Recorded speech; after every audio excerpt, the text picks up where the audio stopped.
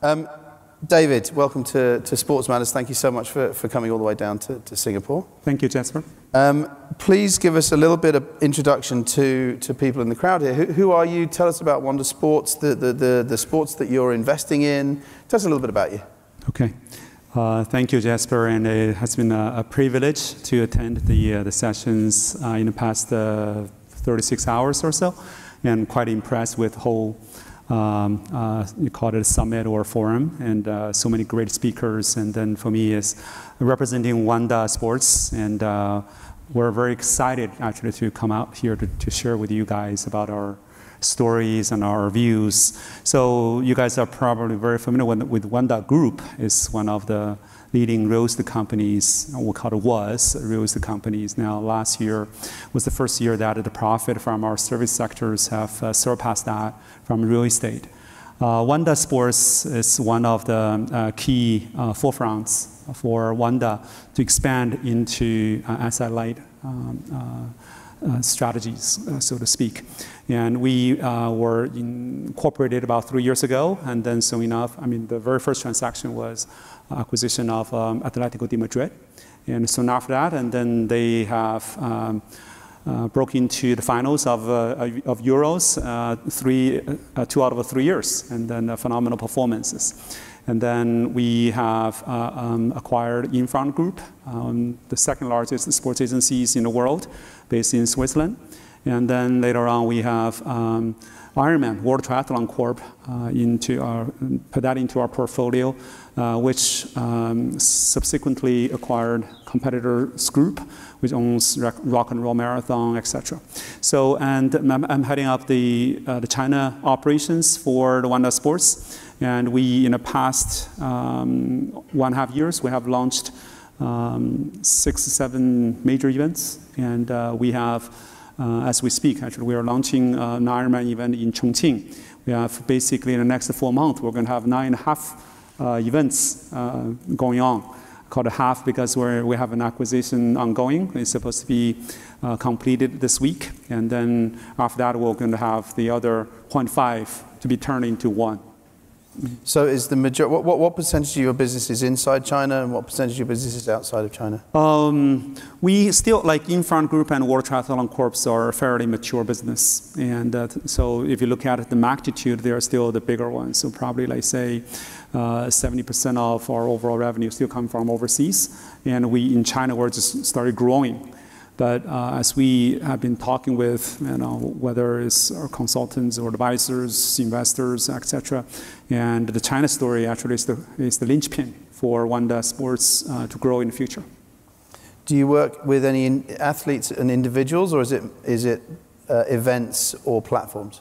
For us, like the two major divisions. One is the spectator sports. The other is participatory sports. Spectator sports mainly like driven by our relationship with FIFA, with the FIBA, World Badminton Federations, the UCI, and World Cycling Federations. So we put on the stuff, and then we actually play quite a bit of agency, but it's more on the leagues, on the federations, rather than individual athletes. And then participatory sports mainly like originated from World Triathlon Corp as well as Competitors Group, and now like Wanda Sports China.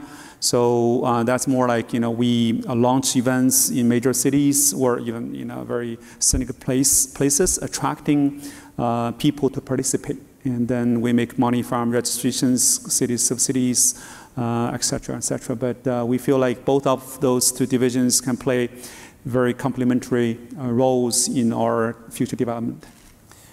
We heard from David earlier on, obviously, that the government have clamped down quite heavily on investment and overseas investment.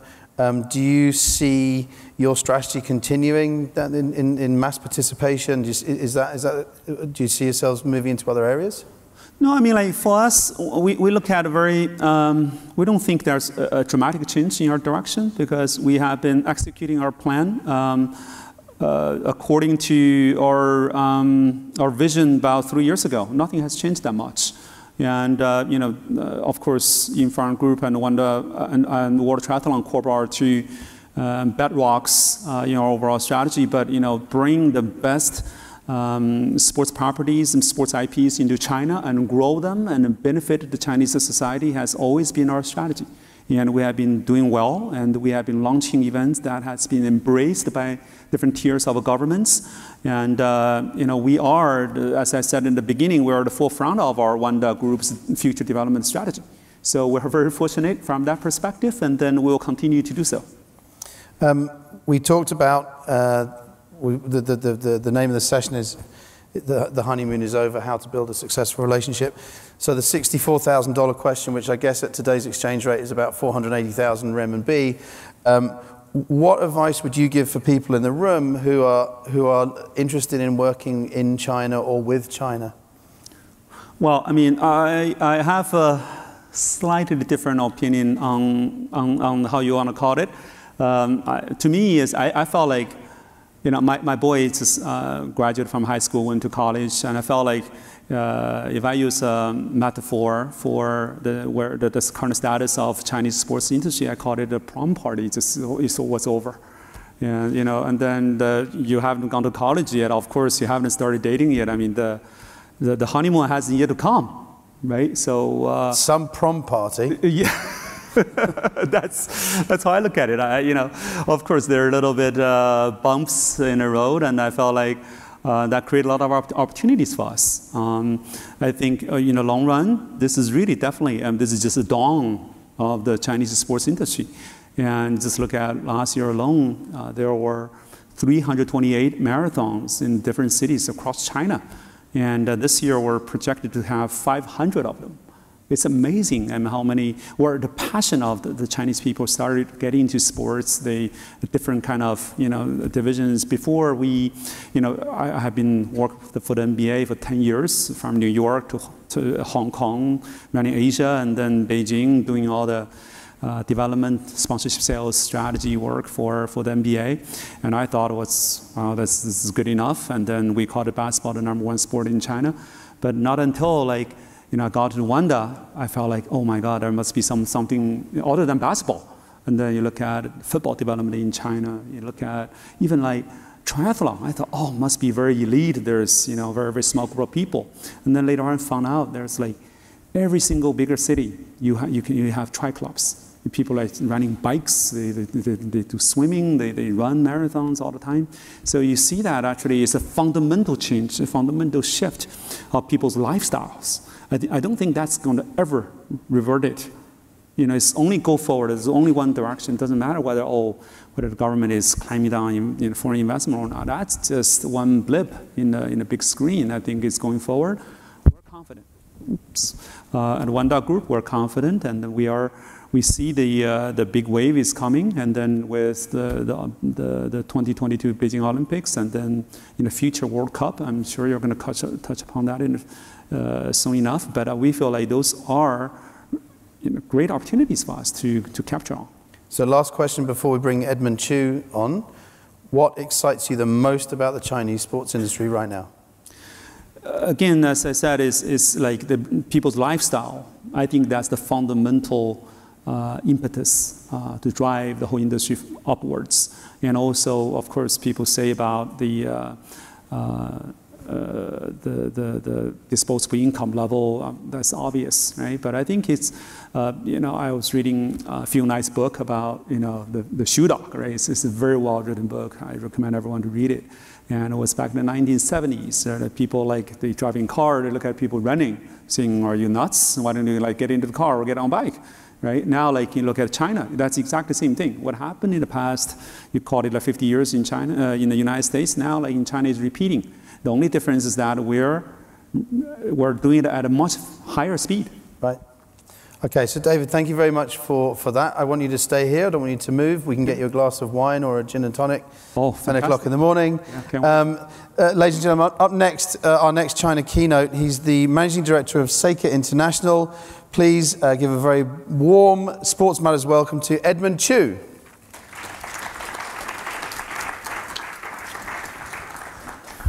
Good morning, Edmond. Morning, guys. Thank you so much for coming.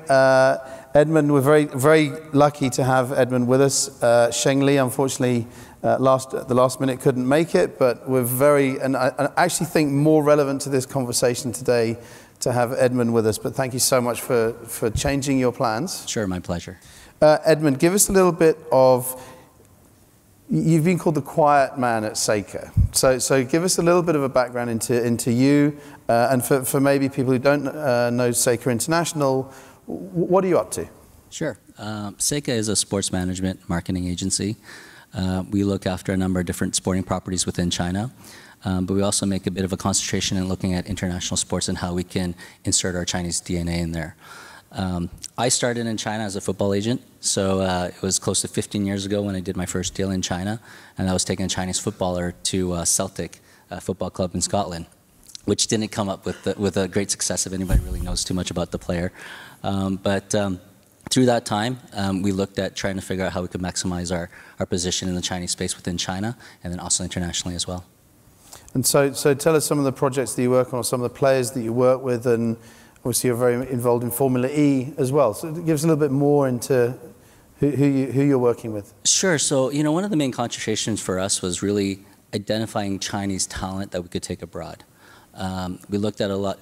One of the first Chinese players I took abroad was the first Chinese athlete to play in Major League Baseball. He went to AA with the Seattle Mariners. Again, it didn't work out very well. But you did it. We did it. We made history on that, but it didn't work out very well. He played AA, got new teeth, which was his main thing. Yeah, it was quite good. And then obviously we worked with Jian Yuning, Yu Hai, Yu Dabao, so a lot of players, putting them in fairly big clubs in Europe and trying to figure out if we could develop Chinese football on a sportive front by developing good young players for the Chinese Olympic team, Chinese national team, and also seeing if we could take advantage of the commercial opportunities that would come from that. So as I mentioned, we took Dewey to Scotland. He didn't play for the first team, but he sold 5,000 kits in the first week. And so there was some commercial success, maybe not so much sporting success, but when we went into it, we really didn't know what the outcome would be because it was fairly new. And tell us a little bit about Formula E. So Formula E was an investment that we made last summer, something that we think is really, really interesting, knowing the current climate of electrical vehicles and a lot of countries thinking that's the way to go and putting a lot of things in place where they want to get rid of gas vehicles in the future. So when we looked at Formula E, we thought it was a very unique investment. So we bought into the holding company, and we also bought a team. With the team, we also tried to put a Chinese driver on the team. His name was Ma Qinghua. He was the first Chinese driver in Formula One. It didn't work out to our expectations, so we had to replace him midway through the season. But again, what we're trying to do is we're trying to create a platform for different Chinese athletes where potentially they could excel. So you're very much interested in exporting Chinese talent? Correct. This is probably going a little bit off brief, but for Chinese football players and going on what the president has been saying about developing everything locally, do you see the market for taking Chinese players out growing, or do you think they're going to be more encouraged to stay within China's walls? If you look at the current climate, there is a lot of Chinese players playing abroad. The unfortunate thing is that they're probably playing on clubs that aren't conducive for them to really develop in a dramatic sense. They're playing for smaller clubs. They're playing for clubs that probably don't have the budget to really sustain their development. So a lot of players are staying within China. Obviously, the money's probably a little bit better for them as well. But you see a bit of a cross-section. I mean, there's some players that really want to give it a go in Europe. At the same time, it's probably easier to stay at home. So we were talking about investment with David earlier on, and the mailman presentation mentioned where the government crackdowns have come in in football and what have you. Where do you see investment heading for Seca or in general? Yeah, I mean, that's a difficult thing because there's so many starts and stops, right? I mean, you sort of have this premise of where you want to go and what you want to do, and then all of a sudden something changes within the government wanting to change things, and sort of you have to revisit as to what you want to do. So in terms of investment, I see a lot of investment going to football development programs, a lot of grassroots programs, a lot of municipalities within China are really putting a focus on developing young kids and finding young kids to put into the programming. So I see a lot of money, certainly from the municipalities that are trying to develop different football programs, whether it is aligning themselves with the European Football Club, whether it's with the Football Association, or just bringing better coaches in. Let's go back to the. I think David wanted to say something. Oh, sorry. Yeah, if I could add one thing, like we continue to invest. For the past 6 years, we have invested in 30 kids. We select nationwide, and we send to Spain to Spanish clubs. In the past 6 years now, accumulate like 150 of those guys. So the first 2 years were experimenting, but now like the last 4 years has been really outstanding kids.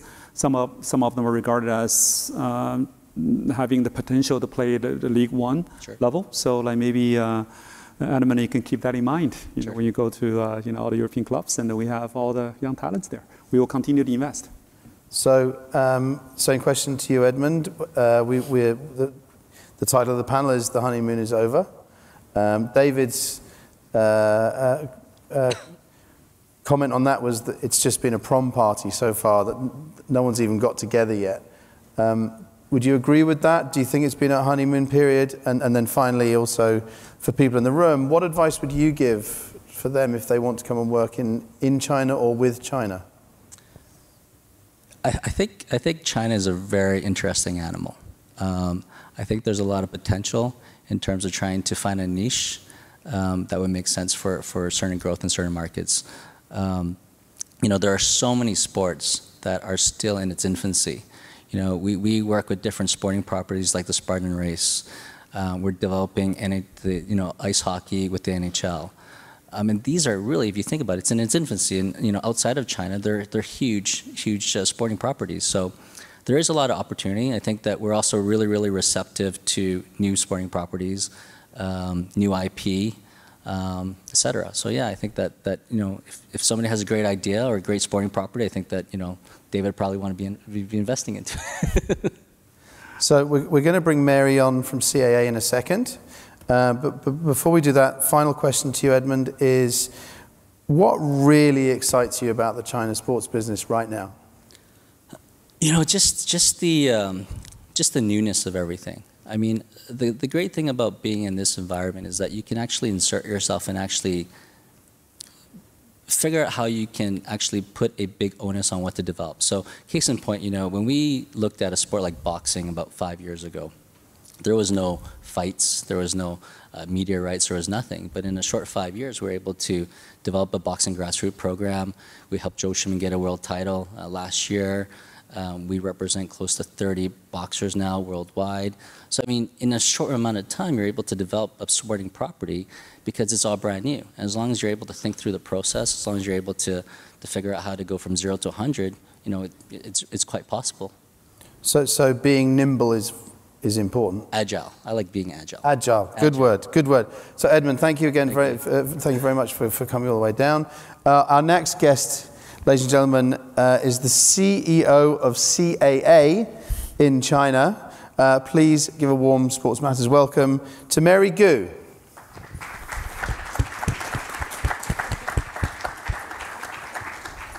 Thank you, Mary. Now, we're very lucky to have Mary here. David, shh. We're very lucky to have Mary here. Mary, how long have you been working for CAA? 2 weeks.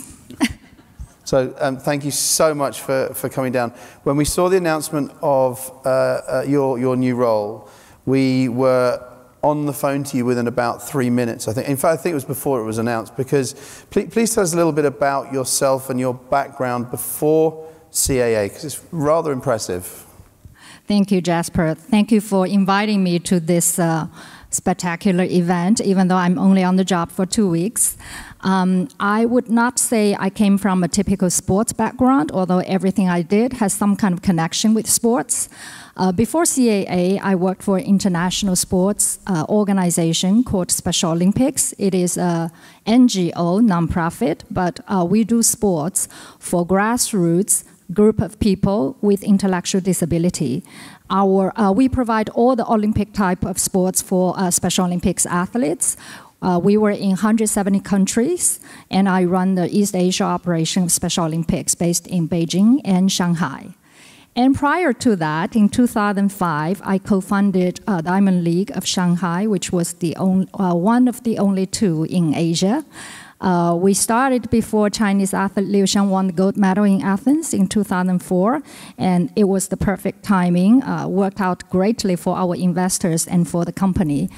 And in the middle of that, in between, I also co-produced the opening ceremony of 2007 Special Olympics World Summer Games with 15-time Emmy winner Don Mischer. And also I co-produced 2010 World Expo Shanghai Corporate Pavilion, and we welcomed 4.2 million visitors during 6-month period of time. That's amazing. Well, and this is why we were so very excited to have you here. You're also being very humble because you were also named one of 20 iconic Chinese women by Elle magazine in 2008. So thank you so much for coming down. So that's your history, very impressive history of doing big, large-scale events in China. Tell me about what the vision is for CAA in China. CAA actually had a presence in China for the past 12 years. We are the market leader in motion picture business in China. Recently, back in April this year, we announced this partnership with China Media Capital to form our joint venture for China. And we are going to expand our horizon and also landscape in Chinese business. Very similar to CAA US, we are going to be in sports. CAA Sports is a very successful business unit of CAA. In 2016, was named as one of the best sports agencies by Forbes magazine. We would like to bring their best practices to the Chinese market. We also would like to be in music business in a more aggressive way to play with our local Chinese promoters. Motion picture, we will continue to expand, but primarily here today, we choose to be here for the sports business. So in sports, CAA US had a very successful business in players, being the players agencies, and also for the clubs, providing the commercial services to big brands and events such as Formula One. We're the commercial rights agency for Formula One. We also have a subsidiary, a business unit called Icon Venue Group, who provides consulting services and architectural design services for iconic venues such as many cases in America, such as Staples Center, Madison Square Garden, Yankees Stadium. That's a business we would like to look into in China as well. So tell me, are you looking at predominantly bringing international talent into China or investing in Chinese talent in China, or thirdly, Chinese talent outside of China? We would like to do both. What we call that as a cross-border business is typically a strength in CAA, which has proven to be successful in our motion picture business. We brought American talents to China, film directors, producers, actors and actresses, and we did similar case for Chinese talents going to Hollywood.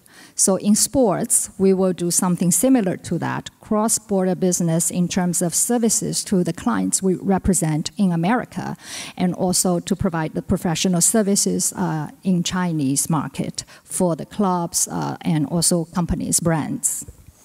So going back to your experience of operating large-scale, I mean, you said non-profit, but I think most people in China are non-profit at the moment. But you talk. That's a personal opinion, by the way. You talked about the Special Olympics and stuff. If people are looking at bringing big-scale events to China, what kind of advice would you give? I mean, I know that's a $24 billion question, but what kind of advice would you give people who are thinking of, we've got a lot of events and rights holders here, not just sport. We've got music people and gaming people. What are some tips for working in China? Well, I think, first of all, I think we need to be very patient with the market because it's very different from anywhere else in the world. CAA Sports practically has no team yet in China, but we have all these early players in the market already. We can learn from their experiences. We have also seen some of the not so successful cases. We certainly will learn from that. But one thing that for sure we do need to study and research. We need to look at the data of the market. We also have to work with the regulators to understand our boundaries, which is also important. We usually, people in the market would like to complain about Chinese market, but maybe because I'm from China, I'm used to that. What we have to learn is how we work within the boundary and do the best we can. So I've asked the two chaps on the panel already as well. What really excites you the most about China right now, other than the fact that you have a brand new job? I think there are many things to be excited about. I noticed the previous discussion you already had with the two gentlemen here is probably some of the restrictions in the market, some of the limitations that everybody faces. But if we look back, we had so many ups and downs in the internet and high-tech sectors, but that's still the trend to go. And it's very similar to the sports industry in China. The ups and downs always give us a sense. If after all the downs, it's still going up, that presents the sustainable potential for the market.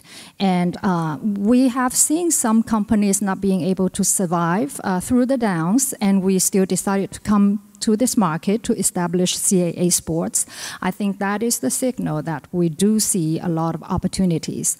I think the clubs, the federations, and also some of the major players in the market are going through a round of reform or restructure, looking at the new opportunities, also indicates that people are looking for professional services. Not only we want to provide, I always tell my team, our new team, that we are service providers. We would like to provide strategic services to our partners, to our clients.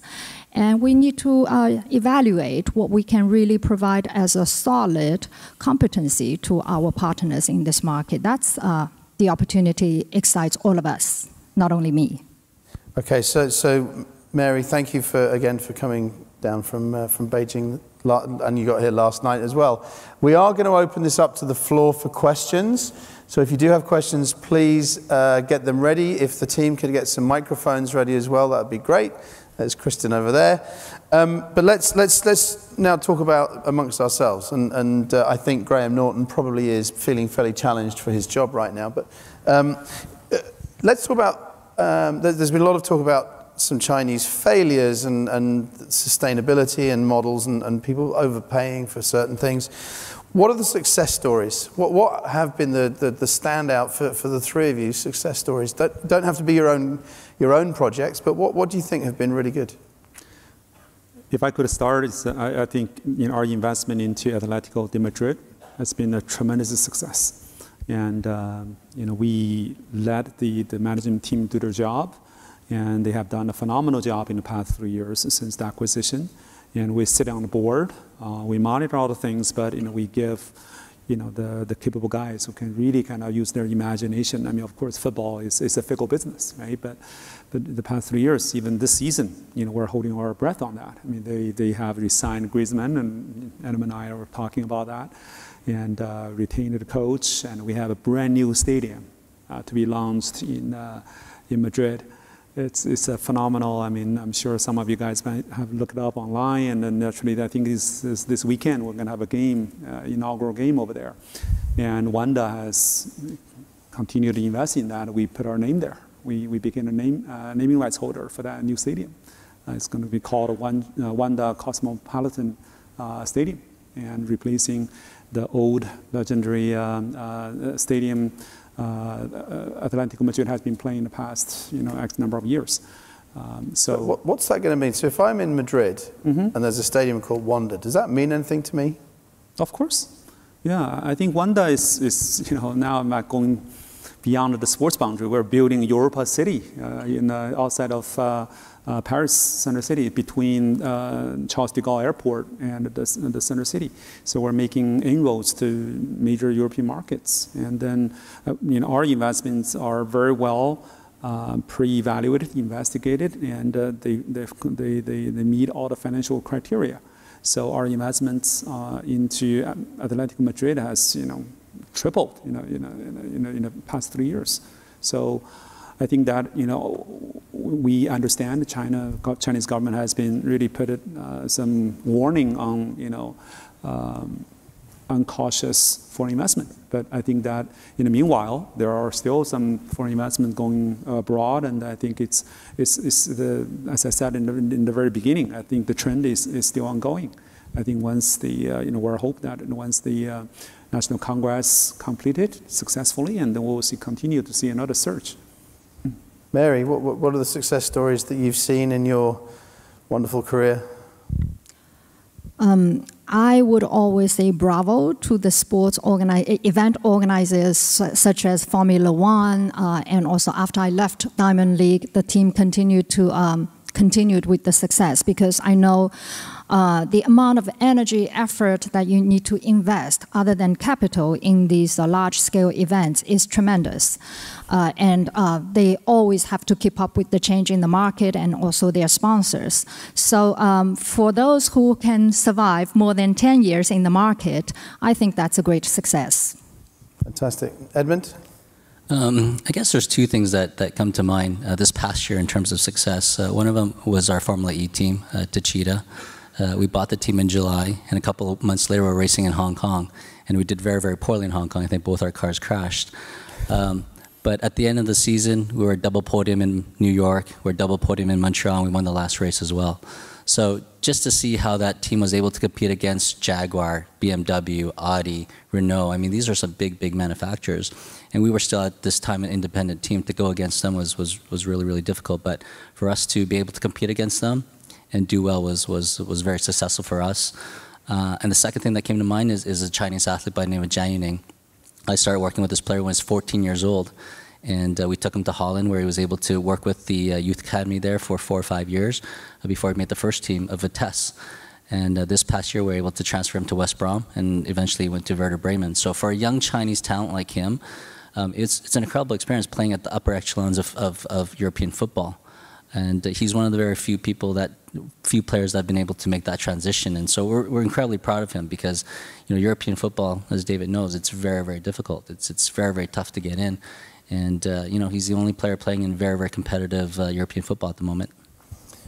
Chinese icons. I mean, it's a whole session. It's probably a whole day we could do on Chinese icons. But what is being done about what needs to be done to create more Chinese icons, either in China or outside of China? You mean athletes? Yes, icons. So people that athletes that people can look up to. No, I mean, Yao Ming has been a great story. That's an obvious one. He's so tall and everybody can recognize him. That's 20 years ago. That's 20 years old. And yeah, but still, he's continued his legacy. Right now, he becomes the president of Chinese Basketball Association, and then he has been successful in his commercial operations, and then now he became it's a great leader in the Chinese society, and then. Our subsidiary Infront has been working closely with the Chinese Basketball Association for the past 12 years, and then I think that it has been a privilege working with people like him. And we need, the grassroots is the only solution for us to really create or cultivate more talents like that. And then, we as I mentioned, we continue to invest in our football grassroots, and then we have 150 kids now. We are going to have more kids to be trained in Spain, and then. With this kind of cross-cultural education training, and hopefully they can bring more talents back to China and play for the national team. Now the Chinese national team just failed to qualify for the Russia World Cup, but they brought a lot of hope, and Jiang Yuning played for some of the games, and then we hope that one of the kids, or a few of those kids we sent to Spain, can come back and then become icons for Chinese sports. Okay, so do we have any questions from the floor? And bear in mind, it's really hard to see if there are any questions. So please put your hand up if there's a question. Okay, I don't want any emails from anyone this week saying there was no Q&A, because you will send them, won't you? No questions? Wow, okay. Let's talk about esports. One of the last things that David mentioned in his presentation was the growth of esports in China. A lot of people talking about it. We have Gaming Matters happening this afternoon. What's the general feeling? Is it boom? Is it bust? Is it another story? Is it sustainable? Where are your heads on the whole esports, this esports phenomena? I love esports. I think that the potential for esports is incredible. We are staying away from the combat games at the moment. One of the things that we're doing within esports is creating a football championship. So one of our partners is Gerard Piqué with FC Barcelona, the player. And we're creating a club competition with where clubs will go play against each other in a format very similar to professional football. And this is something that we think has a lot of opportunity in terms of commercial space, sponsorship space. A lot of sponsors would tend to shy away from esports where there is a lot of violence. So we think that if we can bring in the sporting front where it's competition on FIFA football or NBA basketball and whatnot, we think that there's a tremendous upside there. So you like the sports part of esports? It's not just the role-playing games and stuff. I mean, because we're going to Riot Games are here tonight. Yeah. Or later. They've been incredibly successful, right? So he sold out the Bird's Nest, right, with a bunch of nerds playing League of Legends. They're not nerds. I mean, it's amazing, and that's why we're focusing on it. The interesting thing about Riot is they specifically wanted to be in the Sports Matters program, not in the Gaming Matters program, because they and I won't ruin any secrets, but they wanted to be seen as a sports company. Mary, what's your view or CAA's view on esports? I think esports has a great future. How long does that take? We have to see. But I think it's always logical to expand and find new revenue source in sports industry. And we always have to study the user's habit. If we target the younger people, esports definitely has the great potential. And David, will Wanda be building an esports stadium sometime soon? Yeah, at Wanda we have a very stringent discipline when we evaluate different opportunities, and we're very, very careful in getting into new areas. And we're a hardcore sports company. We do launch major events. We have been studying esports very carefully for the past year or so. We haven't made any major moves yet because we have not really identified the sweet spot or the strategic spot that where we can make the entry. I think it's companies like Tencent and has been, or even NetEase have been doing very, very well. Of course, that's on the publishing side, and then and of course Riot and Blizzards, they have been pretty active in China. And then there are companies that are trying to, like Seca has done some management side, making the events. For us, we want to really take the position at the upstream rather than squeeze in the middle or downstream and then got really dumped anytime by the IP holders. So that's kind of where we take a very cautious view. And overall, of course, we think that esports has a great future. People are talking about, like Mr. Bach is talking about whether esports can become one event of the Olympics. I think that's very encouraging, for people like us in sports in a broader sense, broader definition. But as a company, we have been very cautious, and then many partners has been approaching us and trying to get us into the game, and we have been really holding the urge to jump. But we will keep looking at it. There's been quite a lot of talk about the FIFA World Cup and whether or not China will be able to bid for it. Whether they will ever win the FIFA World Cup to host it.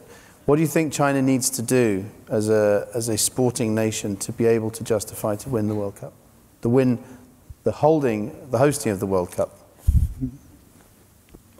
Edmond, you can answer that first because you just tried to pass it to Mary. I think I think that's a really tough question to answer because obviously I think that there is a truism that the Chinese government wants to bring the World Cup to China. At the moment, I don't think we're at that place where we could be very successful competing in a World Cup, and I think that is going to be a detriment to the team. That being said, I know that, hopefully, it's sooner than later. I know that there is a big onus on that. As long as we continue to develop young talent, as long as the clubs become more professionalized in the Chinese Super League, as long as the second, the third tiers of Chinese football continue to develop, like I said before, there's a lot of starts and stops, and I think that if we're able to sort of figure out this plan or this route where we go from A to Z, we have the right talent. If you look at the Chinese national team, this past year, they're all fairly old players now. They've done their time, but they're all close to 30 years old. So there's going to be a new batch of players that will come up, and hopefully they'll be able. They're much better prepared to play at the international level. But we'll see. I mean, it starts at the U20 level, it starts at the U17 level, it starts at the Olympic team. And if we're able to get a team that is able to play together, we're able to have a team that has the right ability, the right coaching, then I guess anything's possible. But certainly, hopefully, we'll get to see a World Cup in China. So it's a very interesting approach. So you're saying that to be able to host the World Cup, the team needs to be able to compete at some kind of international level. Well, I think that's a necessity, because if you have it, if you look at China, if China has a team within the World Cup and they do very poorly, it doesn't bode well for the country, right? So to go into something like this where you lose or you don't do very well or you're embarrassed, I don't think that's very strong for that decision to be made. David. Yeah, I mean, I've been waiting for this question to come, because I think Edmond covered it very well on the relevancy of like the high level or increase the level of Chinese football, where all the things needs to be done. The other side of that question is the organizing ability for a country like China to put up events like that. In 2008, China has done a phenomenal job in launching one of the best Olympics in history.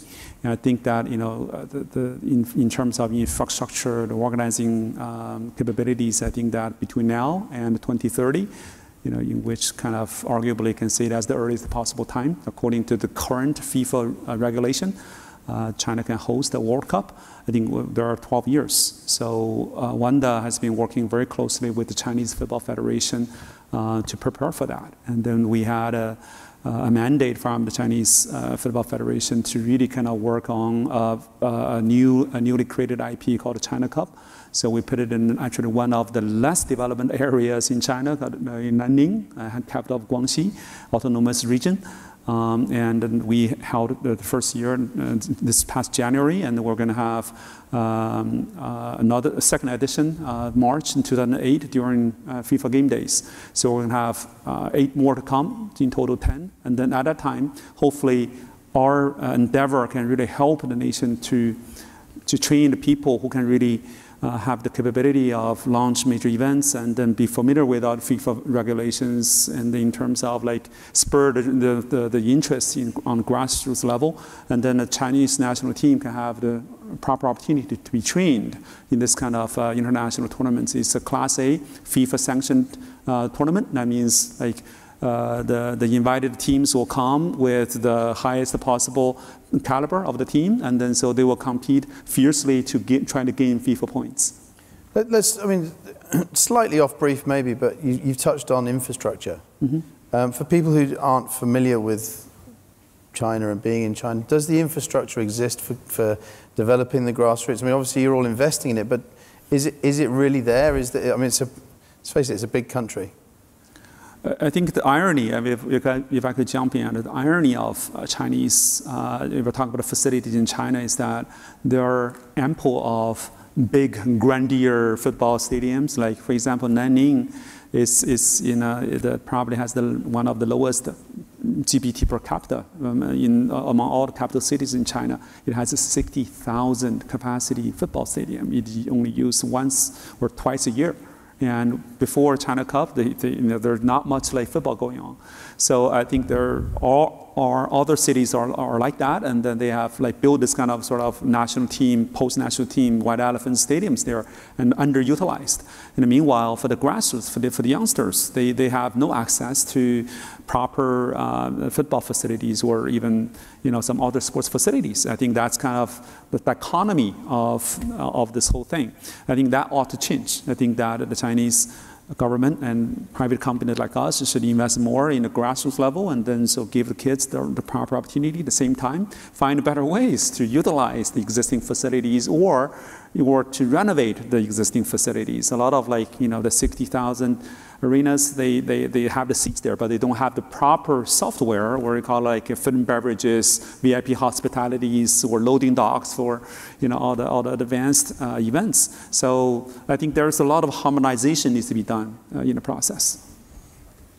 Okay, so let's move on. I think into the kind of coming to a close now, but UFC started using platforms like WeChat for ticket sales. Is this, again, a sustainable model, using the huge networks of WeChat and Weibo and what have you?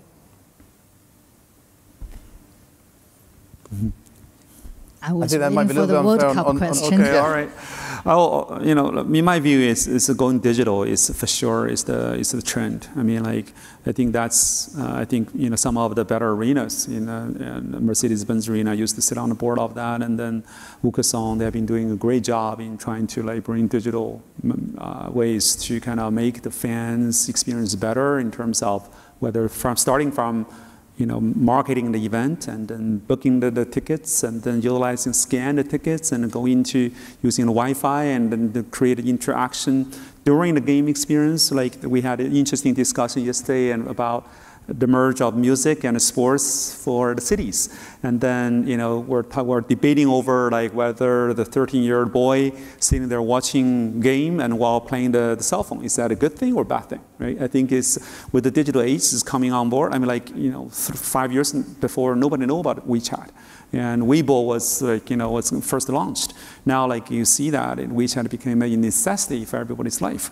I think that is going to be the ongoing trend for sporting events. I think that going to a sporting game, witness the spectacular performance by the athletes while you can texting your friends or sending selfies and to kind of shared experience. I think that's really the future of sporting events experiences. One of the things that we did was with one of our boxing events, we used Weibo to promote it. And what we saw was they could really work with us to identify our customer base. And they could directly go after the customer base and promote our event. And we thought that was really easy.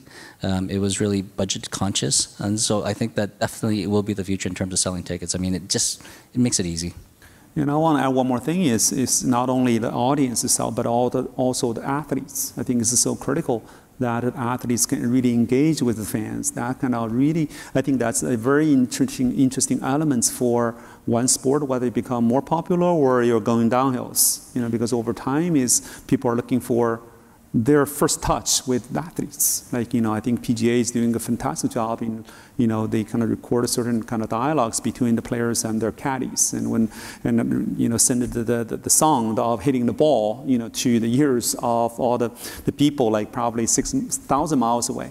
I think those kind of new technologies, give the audience, give the athletes a channel for them to kind of interact with fans firsthand.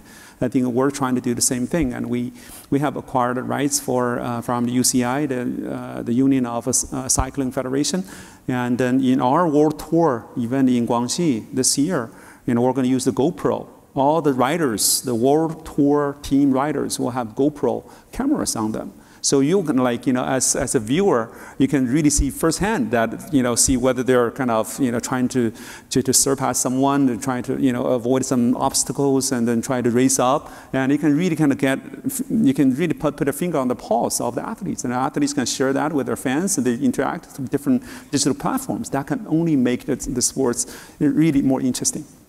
So I'm afraid that we are out of time. I could stay here for days and talk about China.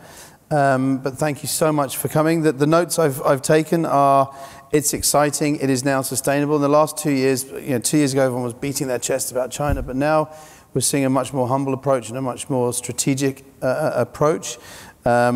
We're hearing be patient, do your research, find the right partner, which has been quite common for a while.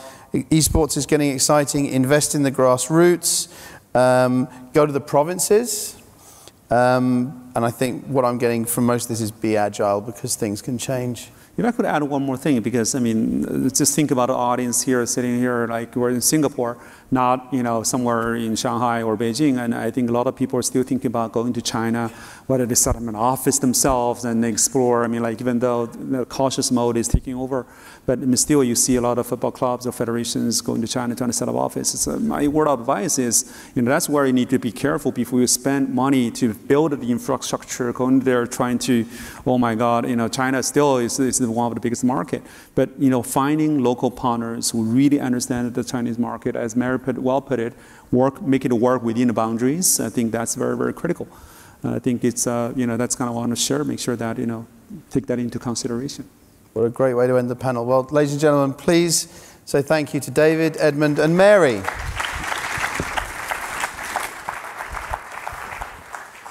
Thank you very much. Thank you. Thank you.